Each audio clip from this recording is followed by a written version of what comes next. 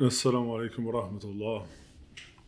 Imam Marc here from Middle Ground, and like many of you, I am home and just sort of chilling out, feeling a little bit out of place. But it's also given me an ample amount of time to reflect on the situation at hand, and always looking for those silver linings, looking for what is the lesson that Allah Ta'ala would want us to try to glean or learn from what's going on. And I was reminded while hearing President Trump talking about trying to urge Americans not to panic and not to go to the store and clean it out. And it got me thinking, of course, of the Nasiha Nabawiyah, right, the prophetic advice in which the Prophet ﷺ relates to us. And this is collected in Muslim. Imam Nawawi has some commentary on it, and many others. And it's probably a hadith that many of you know, the Ta'am al-Wahidi yakfi al-Ithnain, right?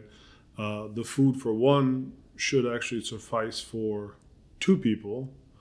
Wa ta'am al-ithnaini yakfi al-arba'ata, right? And that the food for two people should suffice for four. And as you can guess, right, wa ta'am al-arba'ati yakfi al-ithnain, that the food, right, the food for four should suffice for eight.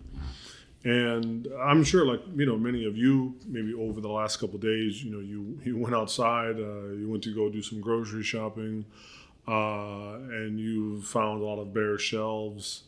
You might have even found where once we thought our little halal market or like the little Muslim market was like the spot to go to, and it's been infiltrated because people are looking for every nook and cranny of which they can go and buy and stock and hoard away food. And it's a reminder that, we really do, alhamdulillah, for the vast majority of us, we really do have plenty. And then maybe perhaps during this time where maybe there is a little thought of food insecurity, again, for the vast majority of us that don't face it normally, is an opportunity for us to reassess some of our relationship with food. And therefore, perhaps what we're accustomed to isn't what is necessary. We might be accustomed to a certain amount of, whatever it is, chips and soda and meat and potatoes or, whatever that it is. And yet we are given this prophetic window onto food that says, let the food of one be for two, two for four, four for eight. And maybe we'll talk, in another little short video, we'll talk about, food waste, and certainly what contributes to food waste is just simply overbuying. And, when my wife and I, when we went out yesterday and the day before, like everybody else, we did buy some things, but then we realized, like, wow, well, we do have this can of this, and we've got this other thing of that, or maybe we could use this up, or maybe this is a good time to find something creative to make out of, I don't know, pasta and marshmallows and black beans, or whatever, and also, with some of us perhaps having reduced activity, although I am trying to, alhamdulillah, I was able to convert some of my little garage into a sort of workout area, man cave. So I'm going to try to be physically active in there.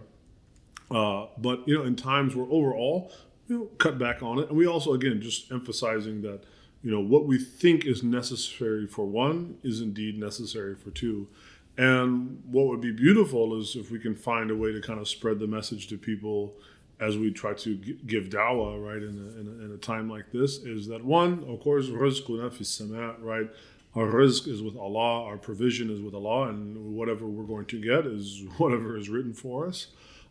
Two, within that construct is an understanding that I can get by with a little less, so that you can also have some, or that if you and I have some, he and she and she and he, right, can have some.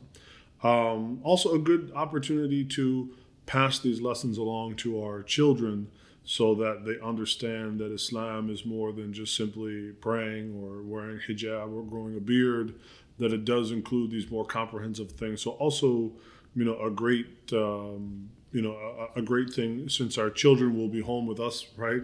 Whether you like it or not, our kids are going to be home with us for the long haul here, probably for a little bit. So this is one thing that we can also, share with them, is that, we're going to cut back a little bit. And this is because this is some of the beautiful advice of our beloved Prophet Sallallahu Alaihi Wasallam. And just to, teach them some of these mannerisms around food, and especially right on the doorstep, inshallah, coming up on Sha'ban, which of course is the doormat, so to speak, of Ramadan. And as we begin to prepare ourselves for that, it's certainly something to just keep in mind, of how we can maximize this time for reflection, but also embodiment.